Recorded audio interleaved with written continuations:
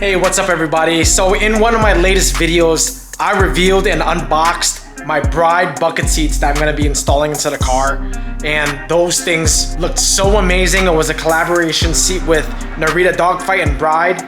So I knew that I had to get these seats. And in the video, I talked about me not knowing when I'm gonna be able to install these seats into the car because they don't have Bride Type XL rails out for the Supra yet.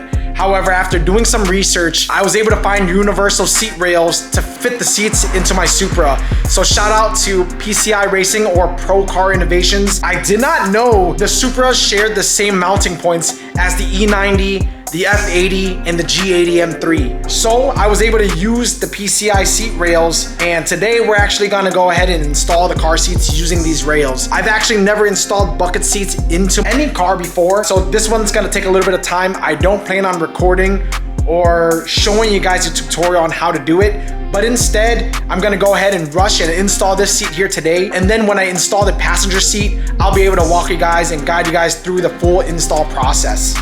2 hours later.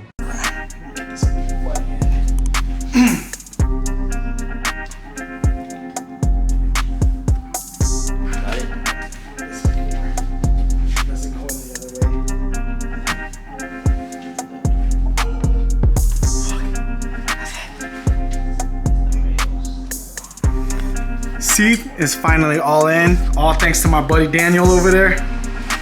He has the same exact seats. Like I said, when I first unboxed the seats, I got the Zieg 4 wides. He was the one with the Zeta 4s, which I was able to try out, and I figured out really quickly that I wasn't able to fit it, but I just wanted to show you guys his setup real quick that inspired exactly what I'm doing right now. He's about to ride out, so thank you again, man. Let me show him inside your car real quick. Check this out. In clean M3, one of my favorites on the bronze TEs in black. But these are the Zeta 4s that I tried on, which are too narrow and I barely fit inside. But this is his steering wheel setup. KMP, when I had the M4, I wanted to do the same exact setup. And just seeing this with the bucket seats inspired me to just do it right away. Sickest interior setup that I've seen so far, and it's just so simple. I'll catch you later, man. Thanks for helping me out today. He also has the titanium performance exhaust. Sheesh. All right, later, bro.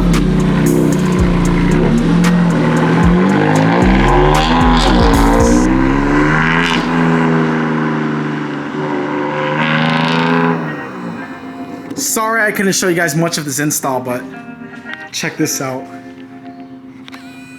Dude, that looks so freaking cool. And imagine the second one being there too. It's gonna look so insane. I'm so excited. Sheesh. Look at that. Woo. Now that we got the seat in, it's time to take care of the seat airbag light. You're able to code out the light.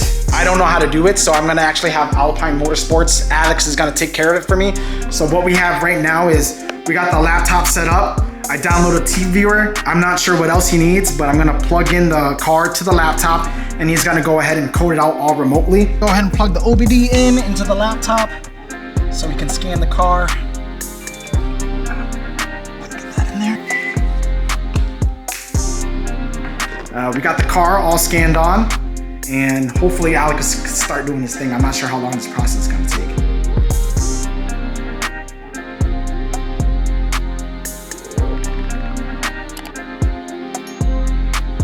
All right, that was probably about 30 minutes of me not knowing what the hell was happening with my car, but Alex from Alpine Motorsports did say my car was done. We're gonna turn on the car and see if I still get a light.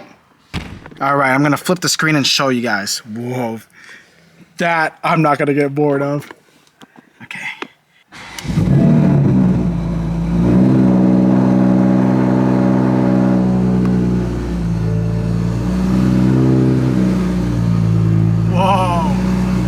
Is that seatbelt light, but when I plug in the seatbelt, this should be all gone.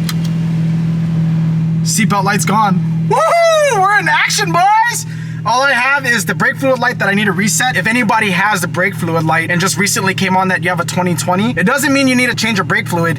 It actually means you should check your brake fluid. It's coded for every 2 years or a certain amount of miles. My 2 years came up and that's why it came up. And I know a lot of owners are dealing with the same thing, but yes! I just want to shout out Daniel for helping me install the seats today. Oh my gosh, it looks so freaking good. Check this out. We're utilizing the stock seat belt right now because I don't have my roll cage yet, and that is planned. I don't know when, but I want to run harnesses eventually. But right now we're going to use the stock seat belt. The other seat hasn't came in yet. It's supposed to be coming in towards the end of the month. So when that seat comes in, I'll show you guys a full install video on how to get these bride seats into the Supra.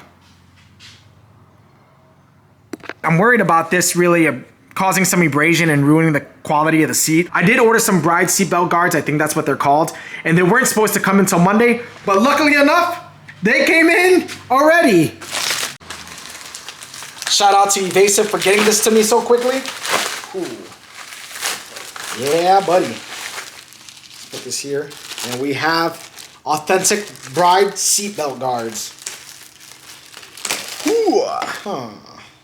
Wonder how this goes. All right, let me figure this out. We're gonna go ahead and put this on real quick. But let's figure out which way this goes. Is it like this? No, it's like this. There you go. Is it like that? Seems like it's supposed to be like that.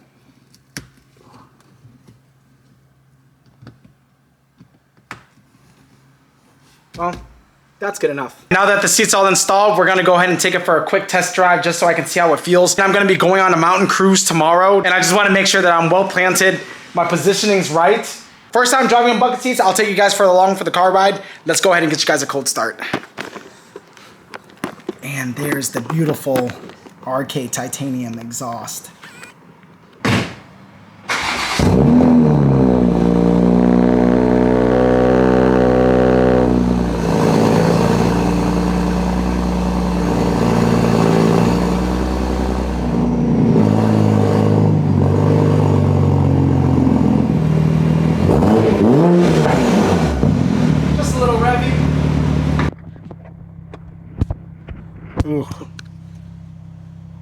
Mic might sound weird because I got my Rode wireless mic on and it's angled a little weird, but we're gonna go ahead and take this thing for a test drive and see how we do. Right from the get-go, I can already tell you this seat's much lower. I might have to raise the seat up a little bit if I can. Want to be able to see what's in front of me. But my thighs are really well planted. The Zetas were much, much tighter. So let's see what we have here. Ooh, you guys heard that scrape? That's not good. For bucket seats, I thought they were gonna be a little bit more uncomfortable. These Zieg wides are actually kind of comfortable. I don't know if it's gonna be good for a 5 to 6 hour drive, but I'm gonna have to man up and do it tomorrow. But on the track, I can already tell this is gonna be a lot more sturdy. Holy crap, this feels really good. All right, let me give you guys some first impressions. Again, I'm only probably 5 or 10 minutes driving into the car, but right off the bat, for bucket seats, I've never owned any. I've sat in a couple, and I know there are more comfortable ones like Recaro Sportster CS's, which was the one that I really originally wanted. But after seeing these collaboration seats, I definitely wanted these because I'm a little hype beast as well. But these are pretty comfortable. The Zetas were definitely too small. To give you guys some insight, I am about 5'9". I probably weigh up 180 to 185 right now. My waist size is 32. And I think the Zieg 4 wides are perfect for me. The Zieg 4 wide is recommended for like 33, 34 and bigger. But for 32, I think these are very, very comfortable. They hug my thighs and my hips very well. The shoulders are a little bit wider. I still feel secured, but on the Zetas, I definitely feel more secured at the shoulders. The Zieg 4 wides are a little bit more upright than the Zetas. The Zetas are actually a lower position and a little bit more lean back, so I am sitting a little bit more upright. I really wanted to make this video just because I was so excited to get these seats on. I thought I was gonna have to wait a long while before I can install these bride seats, just because bride rails aren't out for the wide or the XL seats for the Supra yet. But thankfully enough, again, shout out to Narita Dogfight. They were the one that actually recommended PCI racing seat rails to me, and they fit perfectly. I was able to get it perfectly positioned and centered with the wheel. We are in part V2 of the Supra build, which I want to talk to you guys a little bit more about this part of the build. I love the GT3 and the GT3 RS, especially since it's been unveiled. It's way too much money for me right now. So this part of the build is turning my Supra into a GT3 Supra. You guys will see I have more parts coming in. I have to wait a little bit longer for them because the lead times are a little bit longer. But we do have a second bucket seat coming in. I got more parts coming in. I'm hopefully working with a bunch of other companies that can help me get some parts. Because your boy's not rich, I save up for these type of parts. I don't have it made, but I do enjoy building cars, and this is my passion. And unfortunately, this is what I like blowing my money on. And my wife, not so much. But yeah, so this next part of the build, V2 part of the build of this all blacked out Supra, is turning it into a GT3 concept type car. And I pictured in my head, and I'm so excited, and I really hope you guys like this part of the build too. Hope you guys enjoyed this video. I know it was all over the place. I don't even know how I'm gonna piece this together, but thank you so much for watching and supporting my channel. I'll try to keep you guys entertained and vlog as much of this build as I can. Again, I work a full-time job, but this is what I love to do, and I know a lot of you guys love watching this as well. So thank you again. Please comment, like, subscribe, and we're gonna end the video with some ASMR of my car. Hopefully this mic picks it up pretty well. Somebody dropped a comment in the last video saying they wanted to hear more sound clips, so I'm gonna go ahead and do that for you now. Enjoy the rest of the video.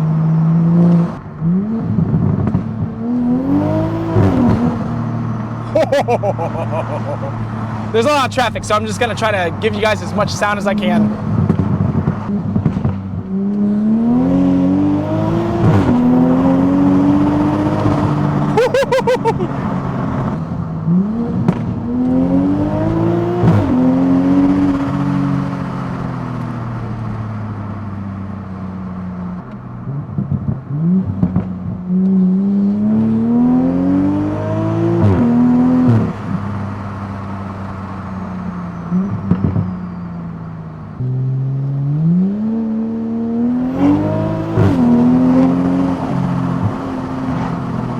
Car coming. Yep, I'm stuck behind a truck, so that's all, guys. See you in the next one.